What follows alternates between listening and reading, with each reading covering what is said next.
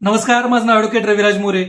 जर एखादा आरोपी एखाद्या गुन्ह्यामध्ये जर कारागृहामध्ये बंदिस्त असेल आणि पोलिसांनी जर कायद्यामध्ये दिलेल्या टाइमनुसार जर चार्जशीट कोर्टामध्ये दाखल केलेली नसेल तर त्या आरोपीला डिफॉल्ट बेल मंजूर होऊ शकतो. या डिफॉल्ट बेलची जी तरतूद आहे ती भारतीय नागरिक सुरक्षा संहिता सेक्शन 187 सबसेक्शन 3 मध्ये देण्यात आलेली आहे. 10 वर्षापेक्षा जास्त कालावधीच्या ज्या शिक्षेची तरतूद असणारे जे गुन्हे आहेत, त्याचबरोबर आजीवन कारावास असेल, त्याचबरोबर मृत्यूदंडाच्या शिक्षेची तरतूद असलेले गुन्हे असतील, याच्यामध्ये पोलिसांना 90 दिवसाच्या आत चार्जशीट कोर्टामध्ये दाखल करायची असते. त्याचबरोबर 10 वर्षापेक्षा कमी शिक्षेचे जे गुन्हे आहेत त्याच्यामध्ये 60 दिवसाच्या आत चार्जशीट कोर्टामध्ये दाखल करणं पोलिसांवरती बंधनकारक आहे.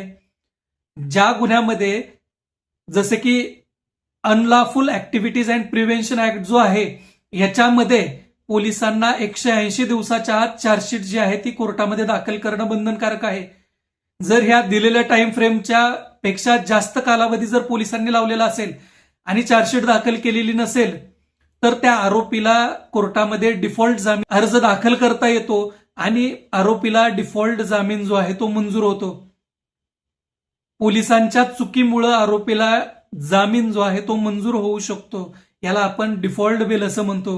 कायदेविषयक माहितीचे व्हिडिओज मराठीमध्ये पाहण्यासाठी माझ्या युट्यूब चॅनलला सबस्क्राईब करा. जर व्हिडिओ तुम्ही फेसबुकला पाहत असाल तर फेसबुक पेजला फॉलो करा. भेटूया पुढच्या व्हिडिओमध्ये. धन्यवाद.